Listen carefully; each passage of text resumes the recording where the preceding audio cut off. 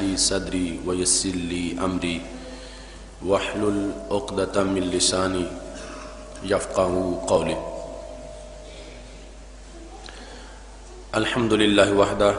والصلاة والسلام على من لا نبي بعده وعلى آله وأصحابه الذين أوفوا عهده. أما بعد فأعوذ بالله من الشيطان الرجيم. بسم الله الرحمن الرحيم. إنما جزاء الذين يحاربون الله ورسوله ويسعون في الأرض فسادا أن يقتلوا أو يصلبوا أو تقطع أيديهم وأرجلهم من خلاف أو ينفوا من الأرض ذلك لهم خزي في الدنيا ولهم في الآخرة عذاب عظيم. صدق الله العظيم وصدق رسوله النبي الكريم الأمين. إن الله وملائكته يصلون على النبي يا أيها الذين آمنوا صلوا عليه وسلموا تسليما. الصلاة والسلام عليك يا سيدي يا رسول الله وعلى آلك وأصحابك يا حبيب الله. مولاي صل وسلم دائما أبدا على حبيبك خير الخلق كلهم منزه عن شريك في محاسنه فجوهر الحسن فيه غير منقاسم. محمد تاج رسل الله قاطبة محمد صادق الأقوال والكلم محمد ذكره روح لأنفسنا محمد شكره فرد على الأمم. رب صل وسلم دائما أبدا على حبيبك خير الخلق كلهم. اللہ تبارک و تعالی جل جلالہ وعم نوالہ واتم برہانہ وعظم شانہ وجل ذکرہ وعز اسمہ کی حمد و ثناء اور حضور سرور کائنات مفخر موجودات زینت بزم کائنات سید المرسلین خاتم النبیین احمد مجتبی جناب محمد مصطفیٰ صلی اللہ علیہ وآلہ واصحابہ وبارک وسلم کے دربار گوہر بار میں ہدیہ درود و سلام عرض کرنے کے بعد نہایت ہی معزز و محتشم سامعین حضرات، رب ذوالجلال کے فضل اور توفیق سے آج خطبہ جمعۃ المبارک کے موقع پر ہماری گفتگو کا موضوع ہے گستاخ رسول واجب القتل ہے قرآن مجید کی روشنی میں. میری دعا ہے خالق کائنات جل جلالہ ہم سب کو قرآن و سنت کا فہم عطا فرمائے اور قرآن و سنت کے ابلاغ و تبلیغ اور اس پر عمل کرنے کی توفیق عطا فرمائے. محرم الحرام کے موضوعات امیر المومنین خلیفہ دوم حضرت سیدنا فاروق اعظم رضی اللہ تعالی عنہ کی شہادت اور نواسہ رسول صلی اللہ علیہ وسلم جگر گوشہ بطول سید الشہداء حضرت سیدنا امام حسین رضی اللہ تعالی عنہ اور دیگر شہدائے کرب و بلا کی شہادت کے اس مہینہ میں ہم نے موضوعات کا جو شیڈول دیا ہے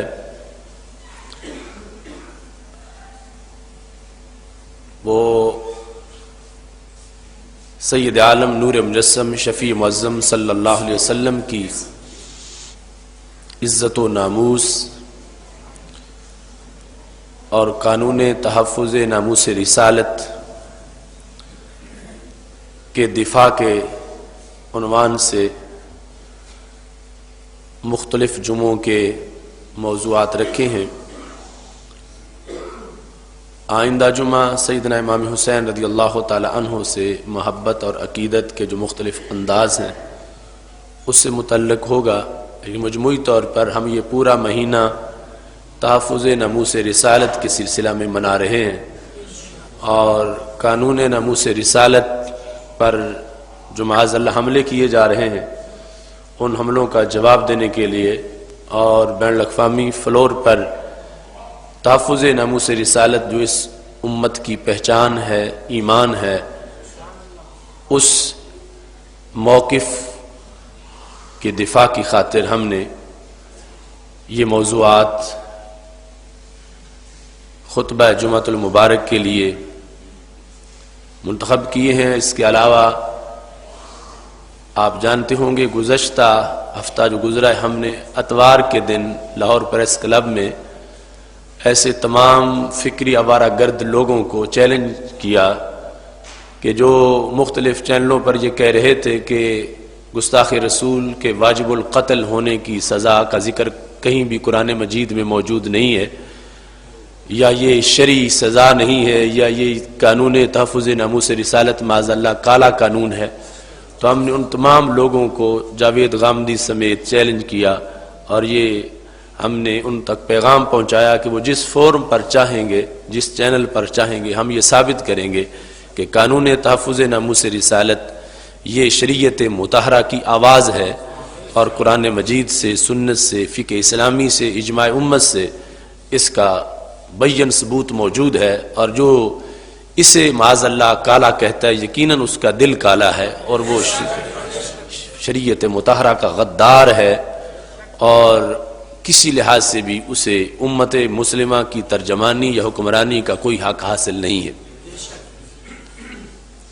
ہمیشہ سے اس قانون کے لحاظ سے کچھ بد باطن لوگ اپنے غلط نظریات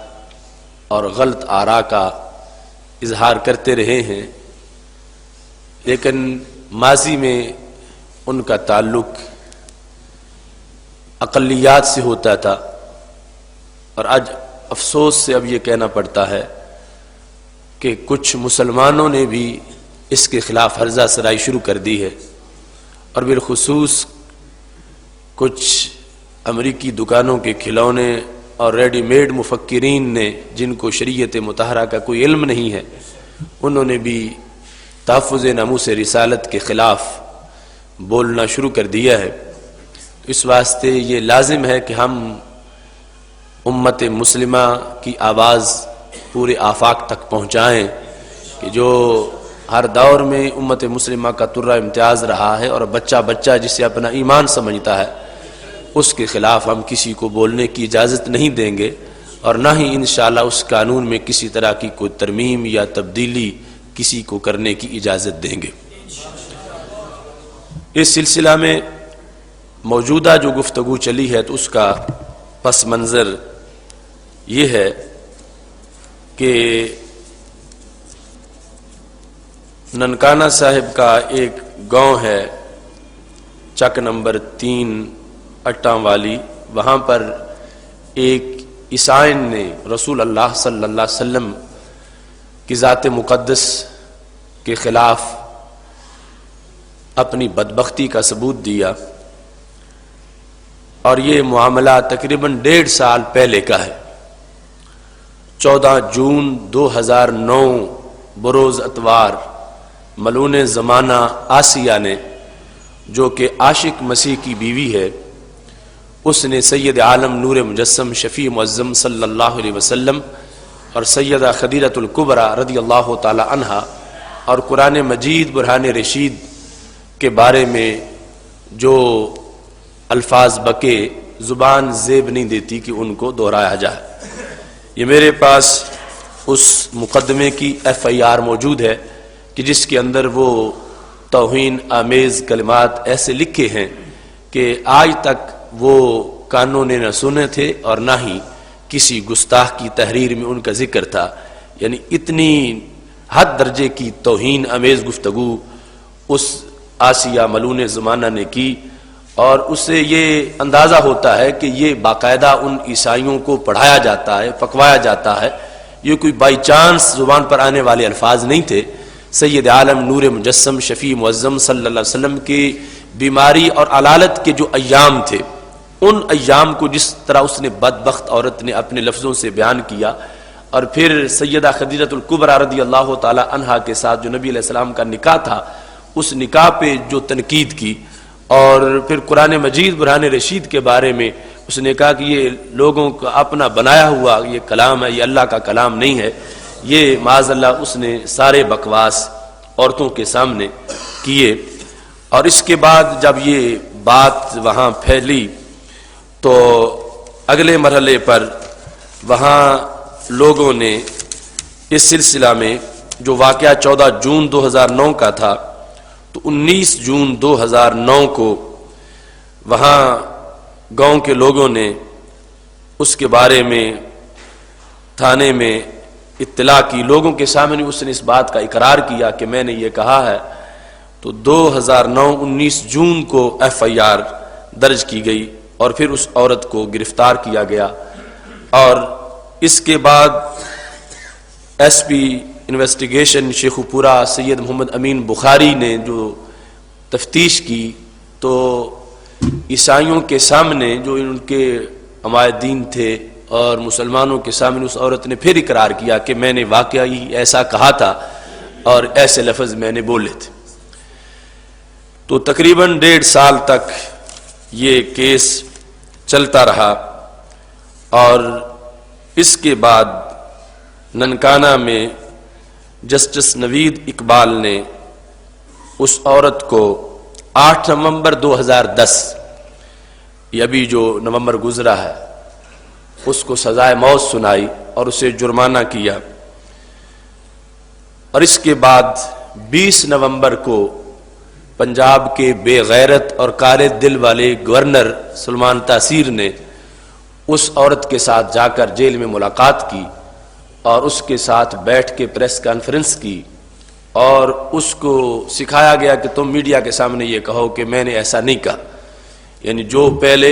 کئی بار اقرار کر چکی تھی، اور 1.5 سال کی تفتیش کے بعد وہ اپنی کوئی صفائی نہیں پیش کر سکی، اور اس پر جرم ثابت ہونے کے بعد جسٹس نوید اقبال نے فیصلہ کیا۔ تو اصل میں پوپ نے وہاں مسئلہ اٹھایا اور اس کے پجاریوں نے یہاں جو اقلیات کا وزیر ہے اور پھر گورنر نے مل کر یہ سازش تیار کی کہ اب اس طرح کا اس کو رنگ دیا جائے۔ تو پھر پریس کانفرنس میں گورنر نے کہا کہ ہم صدر زرداری سے کہیں گے کہ اس کو معاف کر دیا جائے، اور اس طرح کی صورتحال کو بنانے کی کوشش کی گئی۔ اب یہ کیس جو تھا اس کو آڑ بنا کر مختلف دریدہ دہن لوگوں نے قانون تحفظ ناموس رسالت پر تنقید شروع کر دی، اور چینلوں پر ایسے لوگ بیٹھے ہیں جو اپنے ایمان کا سودا کر چکے ہیں، اور ڈالروں اور روپوں کے عوض انہوں نے ان بدبخت گستاخوں کی حمایت کا فیصلہ کیا ہوا ہے، اور پھر ایسے ان کو اعلی کار مل گئے جو امریکہ کی پرورش میں ہیں اور امریکہ کی غلامی میں دن رات موجود رہ کر قرآنی تعلیمات کو بدلنے کی کوشش کرتے ہیں۔ ان میں سے جاوید غامدی جیسے لوگوں کا ایک طبقہ ہے، تو انہوں نے قانون ناموس رسالت کے خلاف بولنا شروع کر دیا، اور یہاں تک کہنا شروع کر دیا کہ گستاخ رسول صلی اللہ علیہ وسلم کو قتل کرنے کا ذکر کہیں بھی قرآن مجید میں نہیں ہے، اور نہ ہی یہ حدیث شریف سے ثابت ہے۔ یہ لوگوں کا ایک اپنا آج کے مفتیوں کا بنایا ہوا قانون ہے، اور اس کی وجہ سے معاذ اللہ وہ کہتے ہیں فساد فی الارض ہو رہا ہے اور فتنہ پھیل رہا ہے، لہٰذا وہ کہنے لگے کہ معاذ اللہ اس قانون کو بدل دینا چاہیے۔ اب آپ دیکھیں کہ کس حد تک باطل کی حمایت کی جا رہی ہے، اور کیسا اندھیر نگر ہے، اور کتنے بے غیرت حکمران ہیں، اور کتنے مصلحت پسند کچھ سیاستدان ہیں کہ جو اپنے معمولی سے مسئلے پر آسمان سر پہ اٹھا لیتے ہیں، جلوس نکالتے ہیں، ہڑتالیں کرتے ہیں، احتجاج کرتے ہیں، مگر امریکہ کے ہاں اپنی نوکری پکی کروانے کے لیے اپوزیشن والے بھی خاموش بیٹھے ہیں، اور حکومت جو پہلے اعلان کر چکی تھی اب شدید رد عمل کے بعد اس مسئلے کو کچھ وقت کے لیے روکا گیا ہے کہ تبدیلی نہیں کی جائے گی، لیکن اس سلسلہ میں جو حکومت کی ٹیم ہے جو پورے پلاننگ کر چکے ہیں وہ اس مسئلہ کو، اس قانون کو 295C جو قانون تحفظ ناموس رسالت ہے، اس کو معاذ اللہ کسی نہ کسی طرح غیر مؤثر کرنے میں یا بدلنے کے لیے یا ختم کرنے کے لیے وہ معاذ اللہ امریکہ کے ساتھ ساز باز کر رہے ہیں، اور ہماری چند ہوا باختہ خواتین جو ہیں وہ اتنی بے غیرتی کا اظہار کر رہی ہیں کہ یورپی منڈی تک رسائی کے لیے وہ اپنی دنیا اور آخرت کی رسوائی مول لے رہی ہیں، اور یہ جو بھی ہو جائے ہمیں یہ قانون بدل کے دنیاوی مفاد حاصل کرنے چاہیے۔ تو ایسے چند مٹھی بھر لوگ جو ہماری غیرت کا سودا کرنا چاہتے ہیں، تو ہم ممبر و محراب سے، ہر چینل سے، ہر فورم سے اس بات کو بلند کرنا چاہیں گے کہ ابھی ملت میں روح محمد صلی اللہ علیہ وسلم موجود ہے، اور اس قانون کو کوئی نہیں بدل سکتا، اور جس نے بھی بدلنے کی کوشش کی ہے وہ پہلے بھی بدلتا رہا ہے، اور اب بھی جس نے بدلنے کی کوشش کی، قانون نہیں بدلے گا وہ حکومت بدل جائے گی۔ تو میں دین کے خادم کے لحاظ سے چونکہ بین الاقوامی میڈیا کے سامنے یہ چیلنج کر چکا ہوں کہ کوئی حکومتی نمائندہ، کوئی دنیا میں کسی کونے میں رہنے والا انسان جو قانون تحفظ ناموس رسالت پر جسے کوئی اعتراض ہو، ہم اسے جواب دیں گے، اور جو مذاکرہ چاہے گا ہم اس سے مذاکرہ کریں گے، جو مناظرہ چاہے گا ہم اس سے مناظرہ کریں گے۔ تو اس سلسلہ میں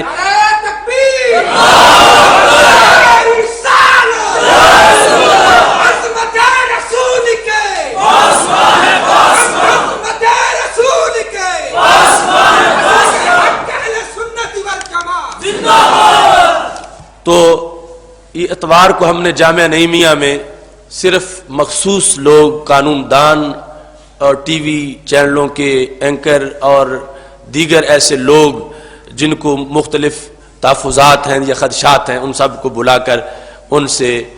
ایک مذاکرے کا اہتمام کیا ہے، اور اسی دوران اگر کوئی بھی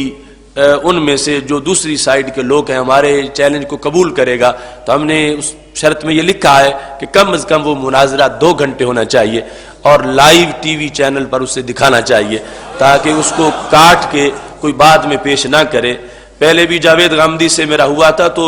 وہ ARY والوں نے کاٹ کے اس کو پیش کیا تھا، اور بہت سی شکوک اس کو جو ہے وہ دکھانے سے انہوں نے اجتناب کیا تھا، جس کی وجہ سے پھر بہت سے سکم رہ جاتے ہیں۔ تو ہم نے کہا کہ اس سلسلہ میں وہ جو اپنی طرف سے دعوے کر رہے ہیں تو ہم یہ واضح کرنا چاہتے ہیں کہ یہ قانون تحفظ ناموس رسالت قرآنی قانون ہے، ایمانی قانون ہے، اس میں کسی طرح کا کوئی سکم نہیں ہے، کوئی تبدیلی کی ضرورت نہیں ہے۔ پہلے ہی اسے کافی حد تک جو ہے وہ باؤنڈ کر دیا گیا ہے کہ اس کا کیس درج کرانے کے لحاظ سے جو شرائط لگائی گئی ہیں اس میں پہلے ہی بہت سی سختی کر دی گئی ہے، تو اس واسطے جو قانون ہے اسی طرح موجود رہے گا، اور یہ کسی کا بنایا ہوا قانون نہیں ہے، یہ اصل میں قرآن و سنت کا پیغام ہے جس کو اس ملکی قانون کے لحاظ سے ایک قانونی حیثیت دی گئی ہے۔ اس سلسلہ میں چونکہ آج ایک پوری دنیا چینلوں کے ذریعے سے اور میڈیا وار کے ذریعے سے ہر بندہ شامل ہو چکا ہے اس گفتگو کے اندر اور اظہار رائے کے لحاظ سے، اور بالکل ان پڑھ نادان لوگ جن کا شریعت مطہرہ کے مطالعہ سے کوئی تعلق نہیں ہے، وہ اب حرف آخر ہونے کی حیثیت حاصل کرنے کی کوشش کر رہے ہیں۔ تو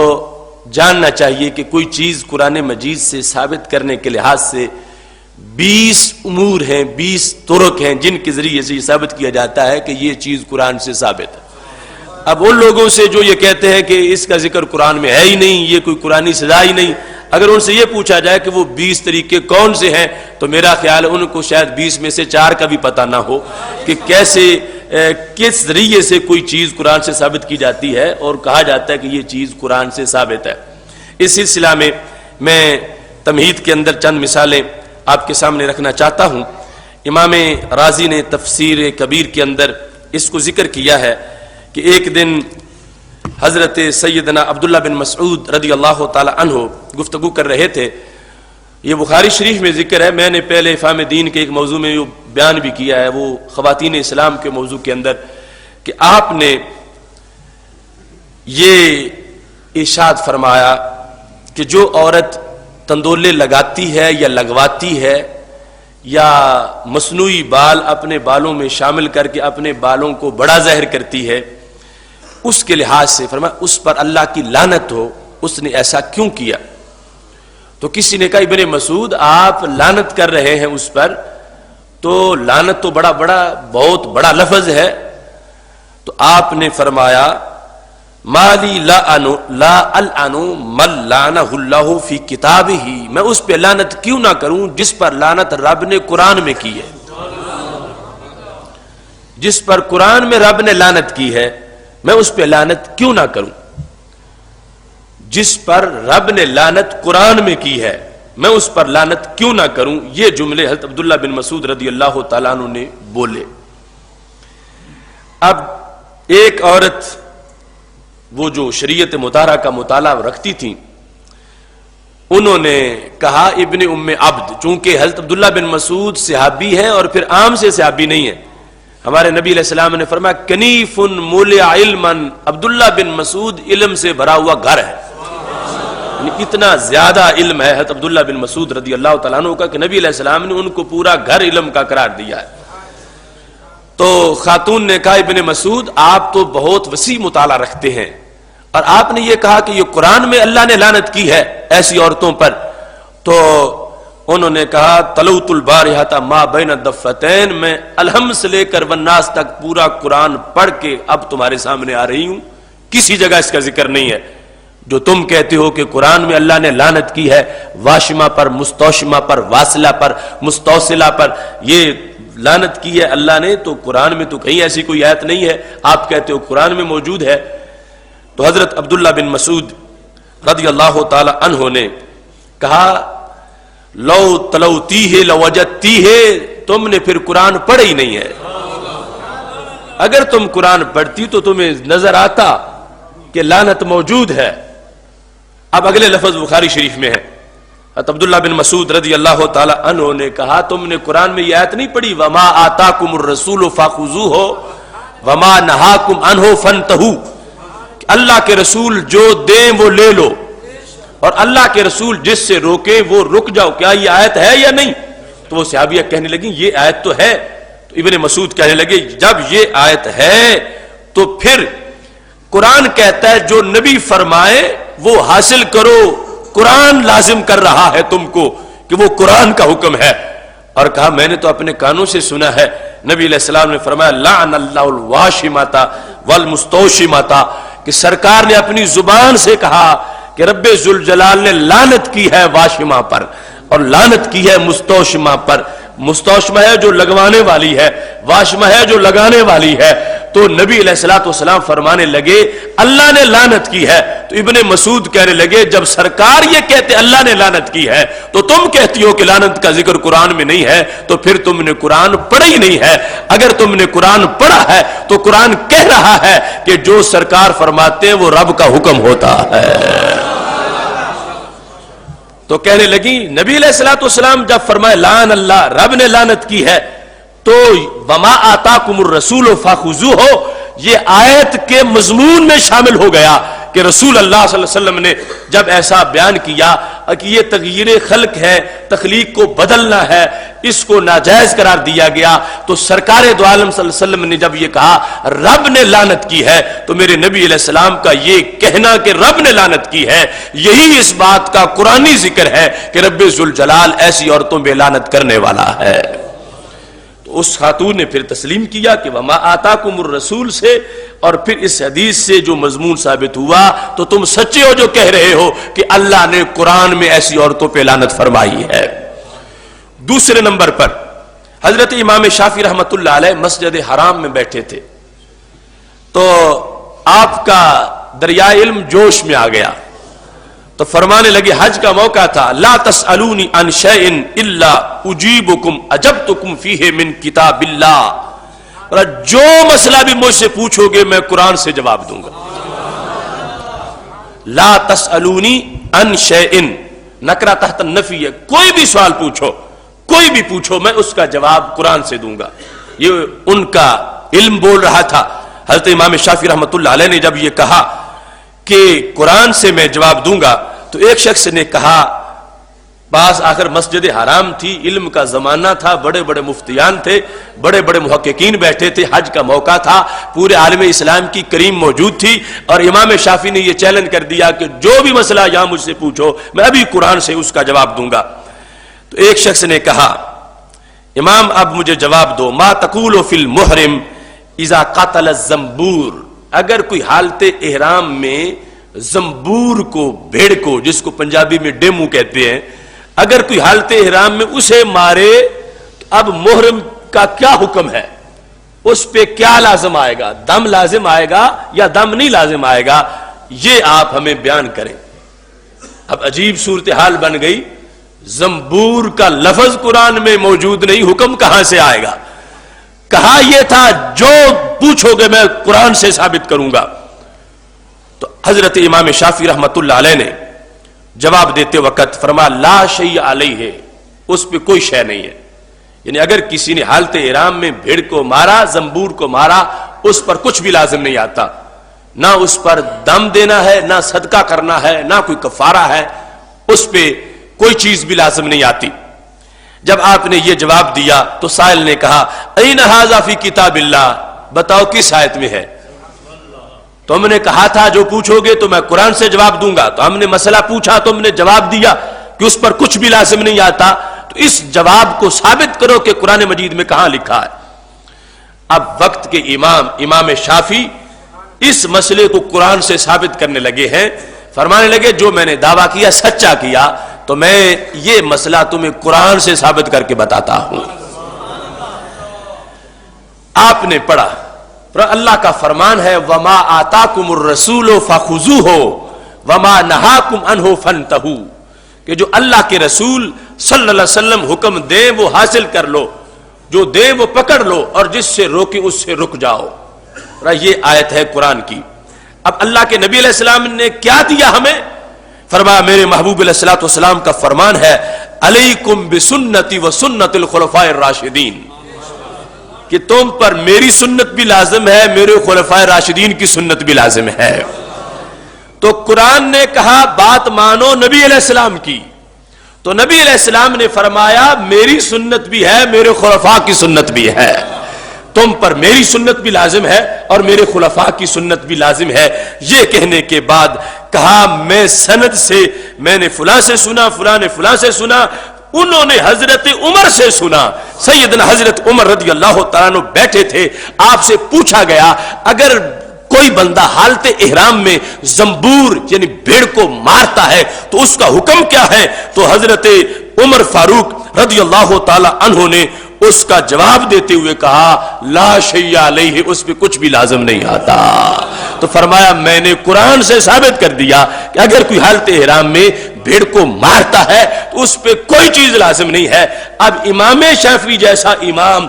یہ انداز بتا رہا ہے لوگوں کو کہ اگر صرف جو لفظ ہیں قرآن کے انہی تک اپنے قانون کو محدود کر دو گے، انہی تک اپنے دین کو محدود کر دو گے، تو پھر تو زور کی نماز بھی نہیں پڑھ سکو گے، کیونکہ وہاں تو رکعت ذکر نہیں ہے کہ پڑھنی ہے تو کتنی پڑھنی ہے۔ وہ تب پتا چلے گا جب وما آتاکم الرسول کا اگلا چیپٹر پڑھو گے تو امام شافعی رحمت اللہ علیہ کہنے لگے کہ یہ انداز ہے کہ تم نے بھیڑ کے بارے میں پوچھا، میں نے تمہیں بتا دیا، قرآن کہہ رہا ہے جو نبی فرمائے وہ لے لو، جس سے روکے رک جاؤ، اور سرکار فرما رہے ہیں تم پر میری سنت بھی لازم ہے، میرے خلفاء کی سنت بھی لازم ہے۔ اور خلیفوں میں سے حضرت عمر رضی اللہ تعالی عنہ سے براہ راست یہ مسئلہ پوچھا گیا جو تم نے مجھ سے پوچھا ہے، انہوں نے اس پر فرمایا تھا کہ محرم پہ کچھ بھی لازم نہیں آتا، لہذا میں نے قرآن سے ثابت کر دیا کہ حالت احرام میں اگر کوئی بھیڑ مارتا ہے تو اس پر کوئی دم لازم نہیں آتا۔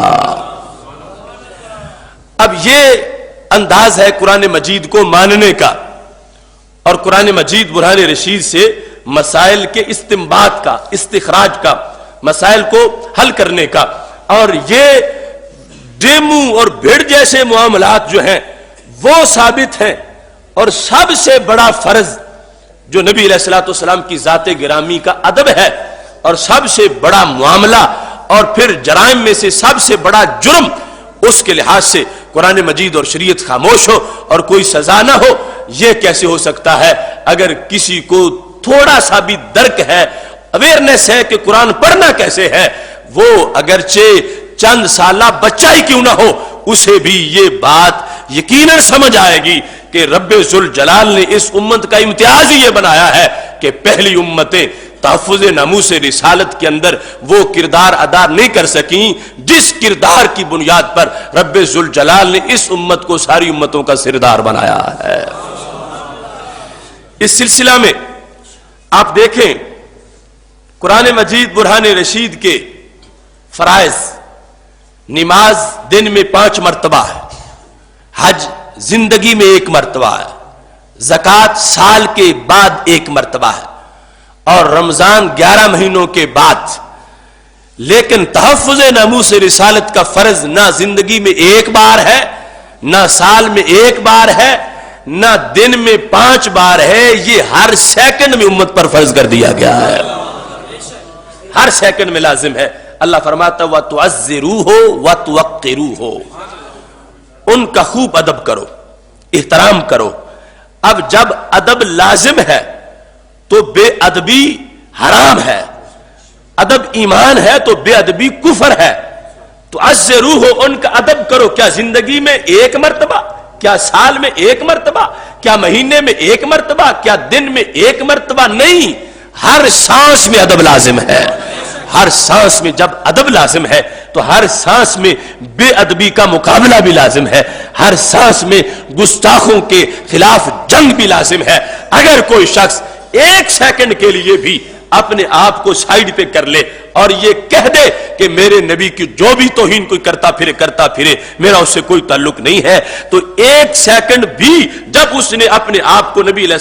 السلام سے جدا کر لیا اور سرکار کی عزت و ناموس کے لحاظ سے اس نے اپنے آپ کو سائیڈ پہ کر لیا، وہ لمحہ اس کے کفر کا لمحہ ہوگا، اور وہی لمحہ اس کے ایمان کے لوٹ جانے کا لمحہ ہوگا۔ لہٰذا جس کو آج کہا جا رہا ہے کہ وہ ادب کوئی فرض نہیں اور بے ادبی کوئی جرم نہیں، یہ وہ فرض ہے ادب کرنا، اور بے ادبی وہ جرم ہے کہ جس کے لحاظ سے اس جرم سے بچنا ہر سیکنڈ میں لازم ہے، اور اس جرم کرنے والوں کا، ارتکاب کرنے والوں کا مقابلہ ہر سیکنڈ میں ضروری ہے، اور اس ادب کی ادا کو اپنانے کا حکم ہر سیکنڈ میں امت پر لازم کر دیا گیا ہے۔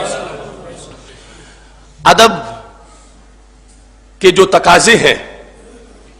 ان میں ایک ہے اپنے طور پر کرنا، اور دوسرا کیا ہے؟ بے ادبوں کو بے ادبی نہ کرنے دینا۔ اگر ایک شخص جو ہے وہ بلا تمثیل باپ کی جو عزت ہے، باپ کا جو ادب ہے، وہ میرے نبی علیہ الصلوۃ والسلام کی عزت کے کروڑویں درجہ میں بھی نہیں ہے۔ اب ایک شخص جو ہے وہ اپنے باپ کی عزت کرتا ہے، ادب کرتا ہے، اور ساتھ ہی اس کے سامنے اس کے باپ کو گالیاں ملتی ہیں، باپ کو گالیاں دی جاتی ہیں، باپ کو گالیاں باپ کے بارے میں سنتا ہے اور خاموش رہتا ہے اور اس پر کوئی رد عمل ظاہر نہیں کرتا۔ اب اس شخص کے بارے میں تمہارا عام سا معاشرہ یہ فیصلہ دے گا کہ یہ بندہ غیرت والا نہیں ہے، اگرچہ وہ اپنے باپ کے ادب کی تسبیح نکالتا رہے کہ میرا باپ بڑا عظیم ہے، میرا باپ بڑا سکالر ہے، میرا باپ بڑا پرہیزگار ہے، میرا باپ بڑا پارسا ہے، تہجد گزار ہے، اور جب اس کے باپ کو چور کہا گیا، ڈاکو کہا گیا، بدکار کہا گیا، اور اس نے اگلے کی طرف مڑ کے دیکھا ہی نہیں ہے اور سب کچھ سنتا رہا، اور یہ خاموشی اس کی رضا بن رہی تھی کہ تصدیق کر رہا ہے کہ جو کہنے والا کہہ رہا ہے ٹھیک کہہ رہا ہے، اس خاموشی پر تمہارا آج کا معاشرہ، آج کا ماحول اس بات کا فیصلہ کرے گا کہ جس نے چپ کر کے ساری باتوں کو برداشت کیا اسے باپ کا ادب کرنے والا نہ کہو، یہ تو باپ کی گستاخیوں پہ مور لگا چکا ہے، باپ کی گستاخیوں پر پوری طرح اس نے ان کے ساتھ ایگری کیا ہے، جو کہہ رہا تھا یہ خاموشی سے اس کو سن رہا تھا، اس نے رد میں نہیں کہا کہ وہ میرا باپ ایسا نہیں ہے، معمولی سا بھی اس نے آگے سے دفاع نہیں کیا، بچاؤ نہیں کیا۔ تو آج جس وقت قرآن یہ کہہ رہا ہے وَتُعَزِّرُوهُ وَتُوَقِّرُوهُ، اور اس میں ہر سیکنڈ ہے، کوئی 1 سال 1 صدی نہیں، قیامت تک کے لیے مسلسل حکم ہے، تو ایک مرحلہ 1 سیکنڈ بھی اگر کسی امتی پر ایسا گزر گیا معاذ اللہ، خدا ہمیں اس وقت سے بچائے کہ اس سیکنڈ میں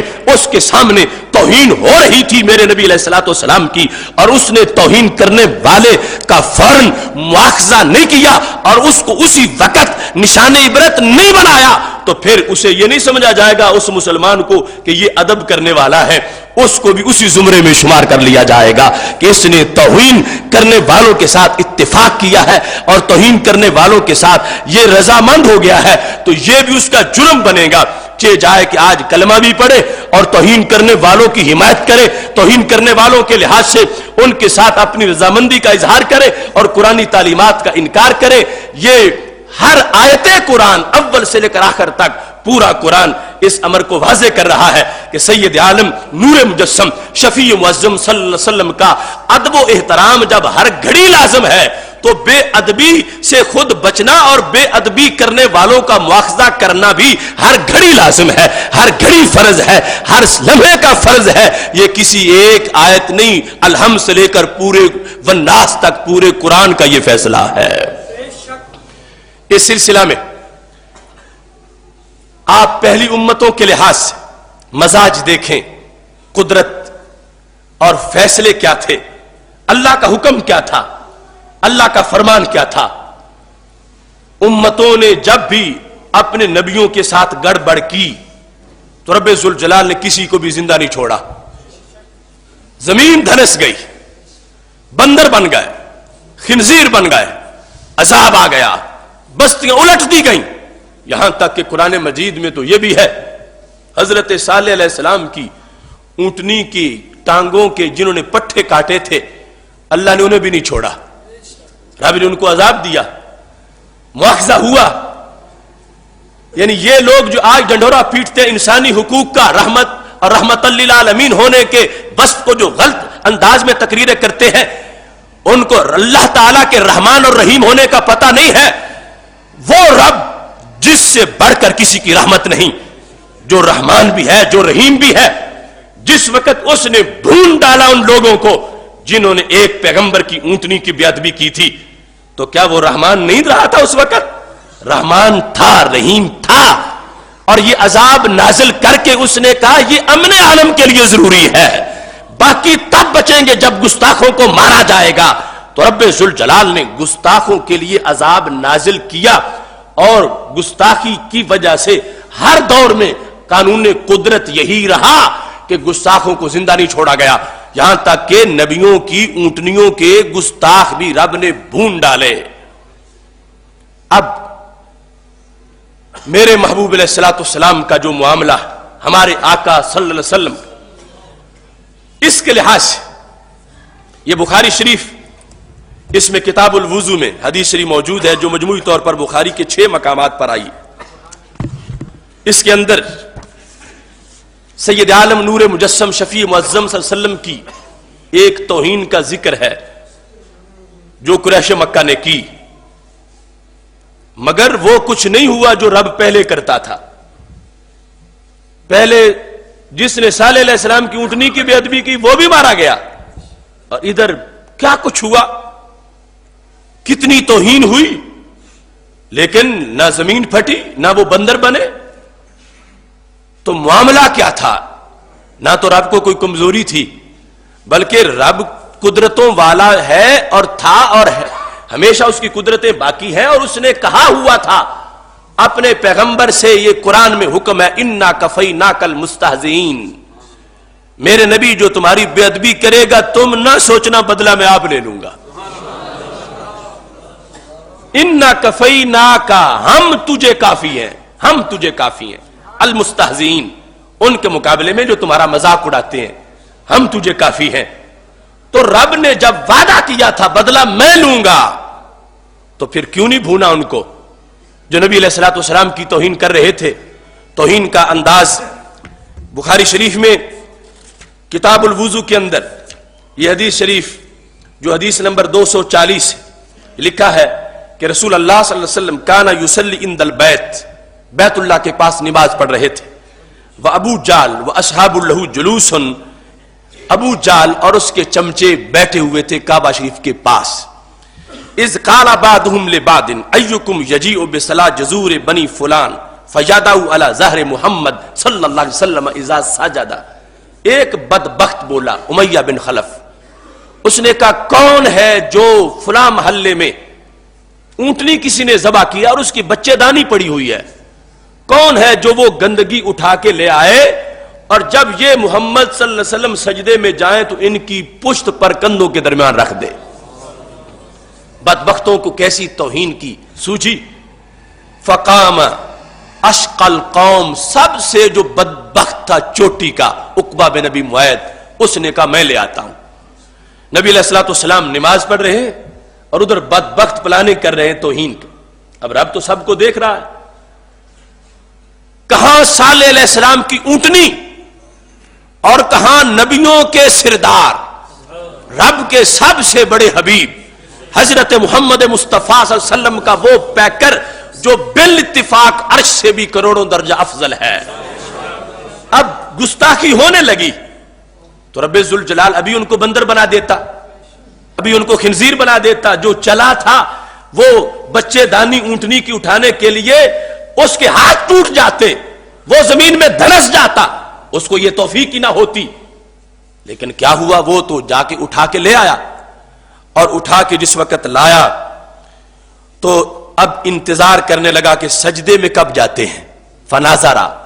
حتی اذا سجد النبی صلی اللہ علیہ وسلم، یہاں تک کہ جب نبی علیہ السلام نے سجدہ فرمایا، وضعوا علی ظہرہ بین کتفیہ، تو معاذ اللہ دونوں کندھوں کے درمیان پشت پہ اس نے وہ پلیدی رکھ دی.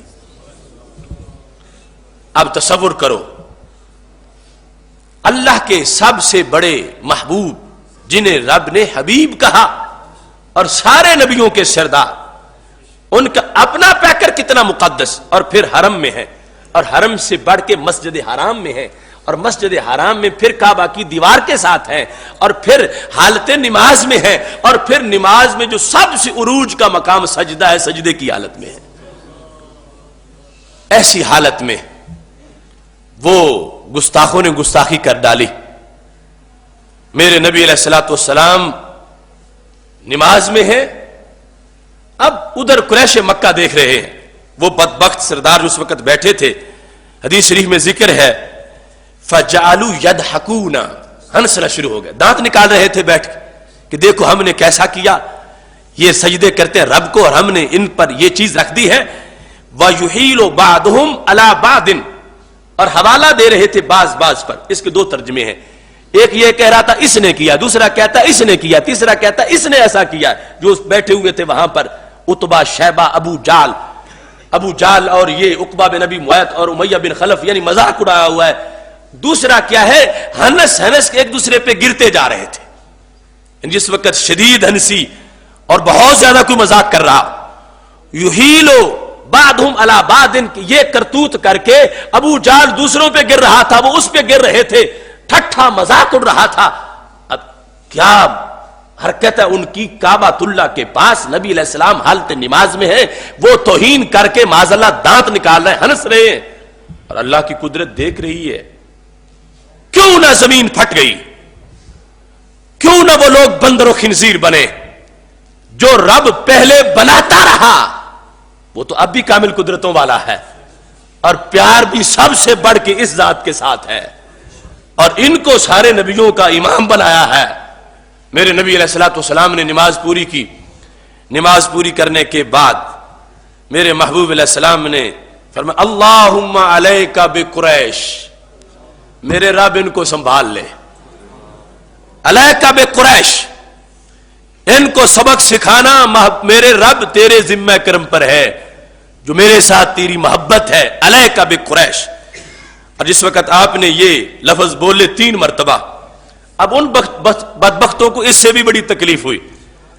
کہ یہ اس وقت کی جو حقوق انسانی کی آواز تھی، یعنی ہمارے خلاف بول رہے ہیں، ہمارے خلاف یہ اللہ سے دعائیں کر رہے ہیں. فشق علیہم اذ دعا علیہم، جب نبی علیہ السلام نے ان کے خلاف یہ جملے بولے انہیں بڑی یہ بات گراں گزری. وَكَانُوا يَرَوْنَ أَنَّ الدَّعْوَةَ فِي ذَلِكَ الْبَلَدِ مُسْتَجَابَةٌ، ان کا یہ عقیدہ تھا کہ جو مکہ شریف میں دعا ہوتی ہے قبول ضرور ہو جاتی ہے. ان بدبختوں کا یہ عقیدہ تھا کہ ان کی دعا مانی جائے گی. تو میرے نبی علیہ الصلوۃ والسلام چپ نہیں ہوئے، آپ نے مزید آگے بات بڑھائی. تو کیا فرمایا، اللہم علیک بابی جال، اب نام لے کے ہر ایک کا. پہلے تو مطلقاً کہا علیک بقریش، اب نام لیے، علیک بابی جال وعلیک بعتبہ وعلیک بشیبہ وعلیک امیہ بن خلف वउक़बा बिन नबी मुआद, मेरे मौला इन सब को समेट ले। ये सारे जो तौहीन कर रहे हैं, हर एक का नाम लिया। अब सूरत हाल ये है, उधर हजरत सालेह अलैहिस्सलाम की ऊंटनी के गुस्ताख पर जो अजाब उतरा, ये कुरान मजीद में उसका जिक्र मौजूद है। फदमदम अलैहिम रब्बुहुम बिज़म्बिहिम फसव्वाहा। उधर ऊंटनी का गुस्ताख भी मारा जाए और इधर जो सालेह अलैहिस्सलाम के इमाम हैं उनकी तौहीन हो जाए और अजाब ना आए, तो इसमें हिकमत क्या थी? तो सिर्फ एक मामला था जिसको लफ्जों से, ताबीरात से, मुतअद्दिद तरीकों से बयान किया जा सकता, सिवाय इसके और कुछ ना था। मेरा रब ये वाज़ेह करना चाहता था, अब अजाब उतार के नबियों के साथ ताउन करने का जमाना खत्म हो गया। ये उस वक्त था जब उम्मतें कमजोर होती थीं, जब नबियों के दीवानों की पावर थोड़ी थी, जब नबियों के आशिक जो हैं उनके इश्क का वो उरूज ना था। फरमाया अब वो महबूब आए हैं कि जिनके गुलाम गुस्ताखों से बदला खुद लेंगे। अब अजाब उतार के गुस्ताखों को बंदर बनाने में, गुस्ताखों को भून देने में, आग से गुस्ताखों की जमीनें धनसा देने में अब वो मामला नहीं रहा। अब आशिकों को लज्जत तब आएगी जब हाथों से गुस्ताखों के सर उतारेंगे। तो रब्बे जुल जलाल ने वो पहला निजाम बदला, नया निजाम जो आखिरी उम्मत और सिरदार उम्मत का था उसकी तरफ इशारा कर दिया। अभी कुछ वक्त ही गुजरा था, ये सातों के सातों सहाबा कहते हैं हमने इनके सर काट के बदर के कुएं में डाले और हमने वाज़ेह किया कि जो नबी अलैहिस्सलाम की गुस्ताखी करेगा उम्मत आप उससे बदला ले लेगी। यानी जो पूरी उम्मत की सियादत जिस बेस पर है, आज कुछ भौंकने वाले उस बेस का इनकार कर रहे हैं। तो कुरान का तो पूरा फलसफा यह साबित कर रहा है, वरना सिवाय इसके और जवाब क्या है? क्या अल्लाह को इल्जाम देगा कोई माज़अल्लाह, या अल्लाह की कुदरत को कि वो कमजोर हो गया था, पहले ताकतवर था अब कमजोर था माज़अल्लाह तो उनको भून ना सका? नहीं, ये कोई कहेगा तो वो भी कुफर करेगा। ये कोई कहेगा कि रब को इनसे प्यार थोड़ा था और पहले नबियों से प्यार ज्यादा था तो फिर भी कुफर करेगा। तो जो हुआ उसकी बेस ये थी कि रब्बे जुल जलाल ये वाज़ेह कर रहा था कि ये अब इस पूरे दीन का पूरा इम्तियाज है, इस पूरी उम्मत की ये शान है कि यहां अजाब को असिस्टेंट बना के इनका और इनको आगे बढ़ाने की जरूरत नहीं। इनके अंदर ऐसी आग है, गर्मी है कि जो भी गुस्ताखी करेगा ये आग उसको भून के रख देगी। इनका जज्बा इश्क रिसालत और इनकी मोहब्बत रसूल सल्लल्लाहु अलैहि वसल्लम इस दर्जे की है कि जिसकी बुनियाद पर अगर आग से गुस्ताख जले तो इनके दिल इतने ठंडे नहीं होंगे जितने अपने हाथों से मारेंगे तो फिर ठंडे होंगे। इस बुनियाद पर बदर के काफिरों को अल्लाह चाहता तो घर मार देता, चाहता तो रस्ते में मार देता, चाहता तो बदर में उनको सुला देता, लेकिन रब्बे जुल जलाल ने उनको फ्री हैंड देकर सहाबा के सामने खड़ा किया और सहाबा ने अपनी तलवारों से जब उनको मारा तो फिर सीने ठंडे हुए कि जो कल तक गुस्ताखियां करते थे हमने उनके सर काट के गुस्ताखियों का बदला ले लिया है। इस वास्ते अगर थोड़ी सी भी दानिश जिंदा है इंसान की और उसका ज़मीर हय है तो उसे कोई शक नहीं कि ये सजा कुरानी है या नहीं। उसे यकीन है कि ये पूरे दीन की रूह है। कोई एक आयत, कोई एक जुज, कोई एक नस उसके लिहाज से नहीं, ये पूरे दीन का खुलासा है और इस पूरी उम्मत का तुर्रा इम्तियाज है कि रब्बे जुल जलाल ने अपना कानून बदल दिया। जो पहले राइज था, पहले अंबिया अलैहिस्सलाम के लिए अजाब उतरा और जब भी कौम बिगड़ी वो जो कुछ करती रही बहुत अजाब टाला गया, लेकिन जिस वक्त वो तौहीन रिसालत करती गई किसी उम्मत को नहीं छोड़ा गया। ये रिकॉर्ड पर है, हर आयत का पस मंजर देख लो। जब तौहीन की पैगंबरों की उम्मतों ने अल्लाह ने उसी वक्त अजाब नाजिल कर दिया, लेकिन यहां पर खालिक़े कायनात जल्ल जलालहू ने अजाब उस तरह नाजिल नहीं किया, इन आशिकों को गुस्ताखों का अजाब बना दिया है। इनके जरिए से रब्बे जुल जलाल ने उनको खत्म किया है और करवाता जा रहा है। इस बेस पर इस पूरी उम्मत और दीन का جو نچوڑ اور خلاصہ ہے وہ یہ ہے کہ گستاخ رسول صلی اللہ علیہ وسلم زندہ نہیں رہے گا، اللہ اس امت کے ہاتھوں گستاخوں کے سر اتروائے گا۔ فرمایا انا کفیناک المستہزئین، کافی میں ہوں مستہزئین کے مقابلے میں، میرے محبوب جو تمہاری توہین کرے گا میں کافی ہوں، میں اس سے بدلہ لوں گا۔ اور اس کافی ہونے میں جب رب ذوالجلال نے یہ اعلان کر دیا تب اس کا یہ مطلب نہیں تھا کہ امت کہے جب رب کافی ہے تو پھر ہمارا تو اس سلسلے میں کردار ہی نہیں ہے، اللہ نے اپنے ذمہ لے لیا۔ فرمایا انا کفیناک المستہزئین، کافی میں ہوں مستہزئین کے مقابلے میں، میرے محبوب جو تمہاری توہین کرے گا میں کافی ہوں، میں اس سے بدلہ لوں گا۔ اور اس کافی ہونے میں جب رب ذوالجلال نے یہ اعلان کر دیا تب اس کا یہ مطلب نہیں تھا کہ امت کہے جب رب کافی ہے تو پھر ہمارا تو اس سلسلے میں کردار ہی نہیں ہے، اللہ نے اپنے ذمہ لے لیا۔ اگر کوئی یہ مطلب لے تو پرلے درجے کا احمق اور بے وقوف اور حکمت قرآن سے بے خبر ہے۔ رب تو یہ ثابت کرنا چاہتا ہے کہ میں بتاؤں گا کہ یہ امت کتنی عظیم امت ہے، ذمے میں لیتا ہوں، کام ان سے کروا دیتا ہوں۔ انا نحن نزلنا الذکر وانا لہ لحافظون، رب نے کہا قرآن ہم نے نازل کیا اور حفاظت بھی ہم ہی کریں گے، وانا لہ لحافظون، ہم ہی حافظ ہیں۔ تو اگر وہ سوچ جو آج اجاگر کی جا رہی ہے کہ رب جو چاہے گا کر لے گا، ہمیں اس سلسلہ میں بالکل چپ کر جانا چاہیے، تو پھر کیا یہ سمجھ کے آج مدارس بند کر دینے چاہیے؟ قرآن لکھنے، قرآن چھاپنے، قرآن یاد کرنا قرآن کو، کیونکہ رب نے کہا ہے کہ میں ہی حفاظت کرنے والا ہوں، میں نے نازل کیا، میں ہی حفاظت کرنے والا ہوں، تو ہم اس سلسلے میں بیٹھ جائیں چونکہ رب تو حفاظت کرنے والا ہے، ہم کیوں اس میں آئے؟ یاد رکھنا میرا رب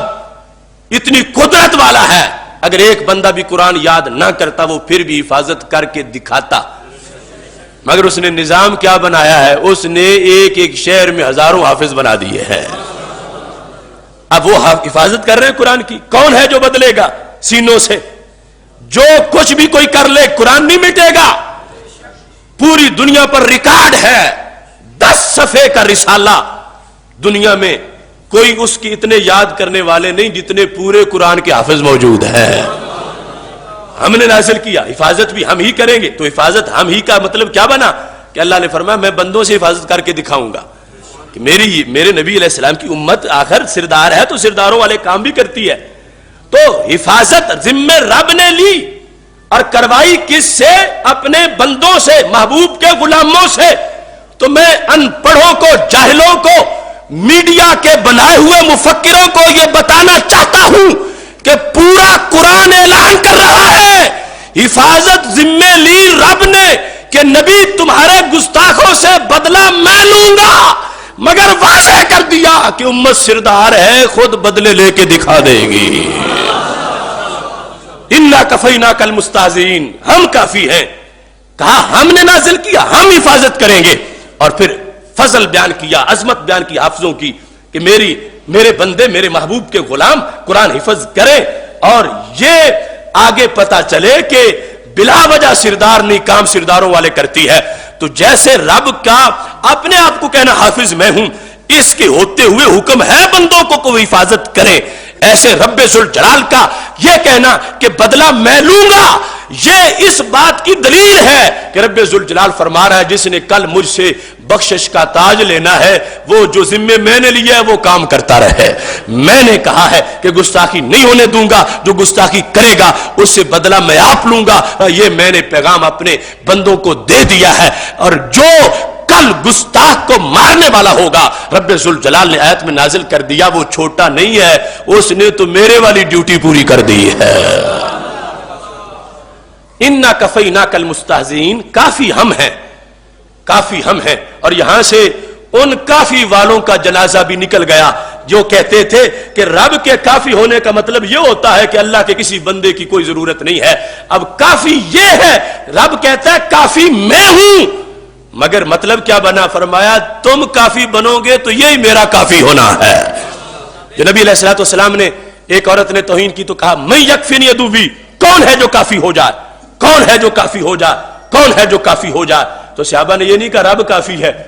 حضرت زبیر نے تلوار پکڑی، کہا میں بھی کافی ہوں، اس عورت کا سر اتارا۔ حضرت خالد بن ولید نے ایک موقع پر حضرت زبیر نے کہا محبوب تم نے اعلان کیا کون کافی ہے؟ رب نے کہا ہے میں کافی ہوں۔ تو پتہ کیا چلا، رب نے کافی ہونے کا مطلب یہ سمجھایا ہے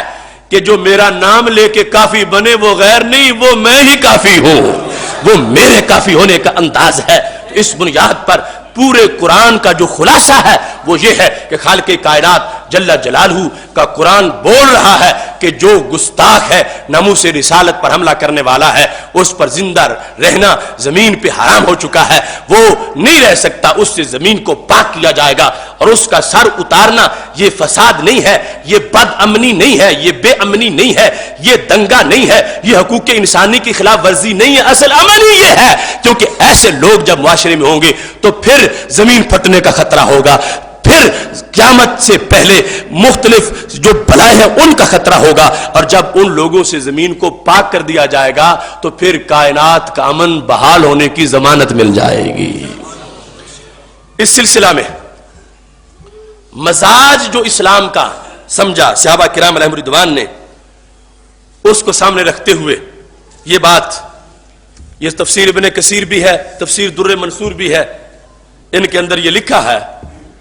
کہ حضرت عمر فاروق رضی اللہ تعالیٰ عنہ کے پاس ایک گستاخ آ گیا، انہوں نے اپنی سوچ پر اس کا فیصلہ کر دیا۔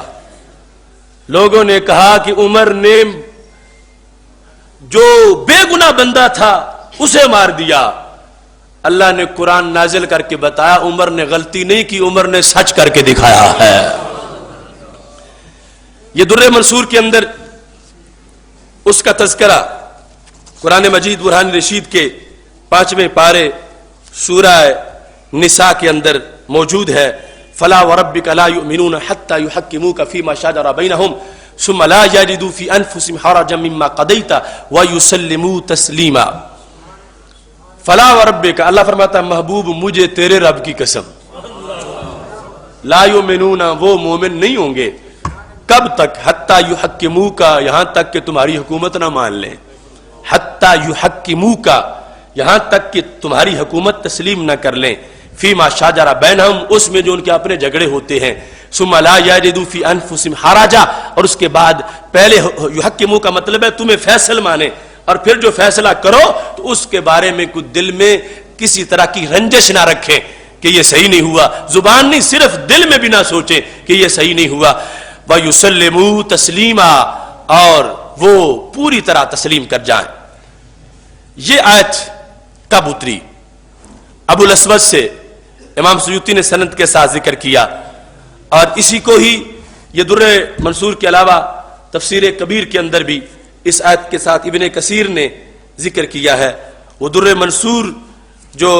دارالفکر کی چھپی ہوئی ہے، جلد نمبر 2، اس کا صفحہ نمبر 585 ہے، اور ابن کثیر جو مکتبہ حقانیہ پشاور کی چھپی ہوئی ہے، اس کے اندر یہ فرمان سید عالم نور مجسم شفیع معظم صلی اللہ علیہ وسلم کا فیصلہ اور یہ سارا معاملہ صفحہ نمبر 533 پر موجود ہے کہ دو شخص نبی علیہ السلام کے پاس آئے اور انہوں نے اپنا کیس پیش کیا۔ اختصم رجلان الى رسول اللہ صلی اللہ علیہ وسلم، انہوں نے آ کے اپنا کیس پیش کیا، فقضا بینہما، تو نبی علیہ السلام نے فیصلہ کر دیا۔ فقال الذی قضی علیہ، تو جس کے خلاف فیصلہ ہوا تھا اس نے کہا کہ ہمیں پھر عمر کی عدالت میں بھیج دو۔ اس روایت میں جو موجود ہے، ردنا الی عمر بن الخطاب، فقال رسول اللہ صلی اللہ علیہ وسلم نعم، کہنے لگے ہمیں پھر عمر کے دربار پہ بھیجو، وہ وہاں سے فیصلہ کرواتا۔ سرکار نے فرمایا کروا لو، کروانا ہے تو۔ انطلقا الی عمر، تو گئے دونوں حضرت عمر رضی اللہ تعالیٰ عنہ کے پاس۔ فلما اتیا عمر قال الرجل ابن الخطاب قضى لي رسول اللہ صلی اللہ علیہ وسلم علی ھذا، تو جس کے حق میں ہوا تھا اس نے کہا عمر یہ سن لو کہ فیصلہ ہمارا پہلے تم سے نبی علیہ السلام فرما چکے اور میرے حق میں فیصلہ ہوا ہے۔ اور اب یہ جو جس کے خلاف ہوا ہے یہ کہتا ہے میں نے عمر سے کروانا ہے، تو اس واسطے ہم آپ کے پاس آ گئے ہیں۔ اب حضرت عمر کا ایمان دیکھو اور ان کی شان دیکھو اور امت کا امتحان دیکھو اور قیامت تک کے لیے عظمت کا نشان دیکھو۔ بات صرف اتنی ہوئی ہے، جس کے خلاف ہوا اس نے کوئی بک بک نہیں کیا کہ عمر کے سامنے کہ میرے خلاف فیصلہ ہو گیا، نبی سوچتے نہیں ہے معاذ اللہ ایسے فیصلہ کر دیا، ایسی کوئی بات اس نے کوئی لفظ نہیں بولا۔ جس کے حق میں ہوا اس نے اتنا کہا کہ میرے حق میں ہوا ہے، سرکار دو علیہ وسلم نے کیا ہے میرے حق میں، اور پھر یہ کہتا تھا عمر کے پاس چلتے ہیں، صرف اتنی بات ہوئی ہے۔ اب گستاخی کب بنتی ہے، گستاخی کیا ہوتی ہے، گستاخی کتنی ہوتی ہے اور کتنی گستاخی پہ سر قلم ہوتا ہے، وہ سب یہاں سے سمجھ لو۔ حضرت عمر رضی اللہ تعالیٰ عنہ نے صرف یہ جملہ سنا کہ فیصلہ میرے نبی علیہ السلام نے کیا تھا اور یہ پھر میرے پاس آ گئے۔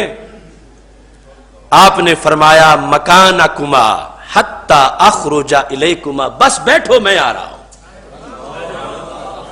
مکانکما، جہاں ہو نا یہیں بیٹھے رہو، نہ مدعی سے نہ مدعا علیہ سے کوئی گواہ، کوئی مسئلہ، کوئی باس، کوئی آگے مطالبے، کچھ بھی نہیں۔ مکانکما، بس یہیں بیٹھے رہو، حتی اخرج الیکما، میں آ جاتا ہوں، فاقضی بینکما، تمہارا فیصلہ کر دیتا ہوں، تم یہیں بیٹھو، بس میں اندر سے ہو کے آ رہا ہوں۔ حضرت عمر رضی اللہ تعالی عنہ فخرج الیہما مشتملا علی سیفہ، نکلے تو ہاتھ میں تلوار موجود تھی۔ آج 1.5 سال تک بھی ٹرائل ہوا، موقع دیا گیا صفائی کا، سب کچھ ہوا، پھر بھی نادان کہتے ہیں ظلم ہو رہا ہے اس بکواس کرنے والی ملعون عورت پر، جس نے جملے ایسے بولے، ایف آئی آر میرے سامنے پڑی ہے کہ ایک جاہل بندہ بھی سنے تو سینے کو آگ لگ جائے۔ حضرت عمر رضی اللہ تعالی عنہ نے صرف اتنا سنا کہ یہ بندہ، اس کا فیصلہ ہوا تھا، سرکار نے کیا تھا اور یہ پھر میرے پاس آ گیا ہے۔ اس نے یہ نہیں کہا کہ مجھے وہ پسند نہیں، اس نے یہ نہیں کہا کہ فیصلہ صحیح نہیں ہوا، اس نے یہ نہیں کہا کہ مجھ پہ ظلم ہوا، وہ چپ بیٹھا ہے۔ صرف دوسرے نے کہا کہ فیصلہ ہوا ہے ہمارا، میرے حق میں ہوا ہے، یہ کہتا ہے پھر کروا لیتے ہیں، ہم آ گئے ہیں۔ تو عمر نے کہا بس بیٹھے رہو۔ اندر سے نکلے تو تلوار ہاتھ میں تھی اور اب کوئی بات نہیں کی۔ فضرب الذی قال ردنا الی عمر، آپ نے نکلتے ہی اس مدعا علیہ کا سر کاٹ دیا کہ جس کے خلاف فیصلہ ہوا تھا۔ حضرت سیدنا عمر رضی اللہ تعالی عنہ، لو کان بعدی نبی لکان عمر، نبی علیہ السلام نے فرمایا اگر میرے بعد کوئی نبی ہونا ہوتا تو عمر نبی ہوتے، پر ہر امت کا ایک محدث ہوتا ہے، محدث صاحب الہام، ان یکو فی امتی احد فانہ عمر، اگر میری امت میں کوئی محدث ہے تو وہ عمر فاروق ہے، یعنی جس کو زیادہ الہام ہوتے ہیں، جو تجویز دے تو قرآن کی آیت اتر جائے، وہ عمر جو دین سمجھنے میں اتنے فارورڈ، اس قدر تیز، اتنے ایڈوانس، جن کی سوچ اتنی بحث کے مطابق۔ اب انہوں نے مسئلہ تھا جان کا، تو تقاضے تو اس وقت بھی تھے۔ آج لوگ ہمیں کہتے ہیں کہ ادھر اس کی جان نکلنی ہے اور تم فتوے دے رہے ہو کہ واجب القتل ہے۔ اب حضرت عمر پر کیا لازم نہیں بنتا تھا بظاہر کہ ان کو بٹھا کے پہلے نبی علیہ السلام کے پاس جاتے کہ یا رسول اللہ صلی اللہ علیہ وسلم، اگر آپ کے فیصلے کے بعد کوئی بندہ پھر کہے کہ میں نے فیصلہ کروانا ہے، یہ گستاخی ہے یا نہیں؟ اگر ہے تو سزا کیا ہے؟ یہ سب پوچھنے کی ضرورت تھی۔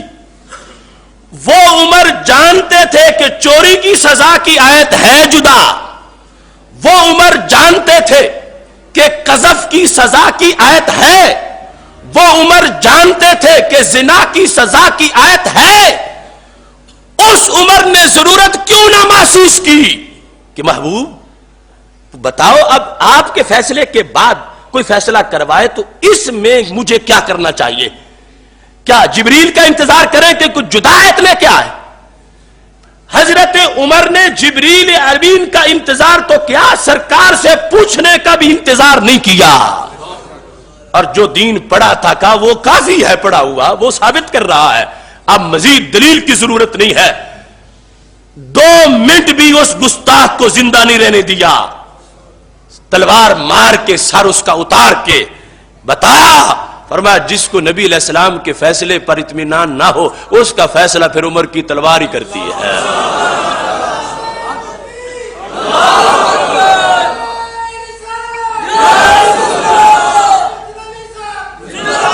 میرا ایقان 100% یہ کہتا ہے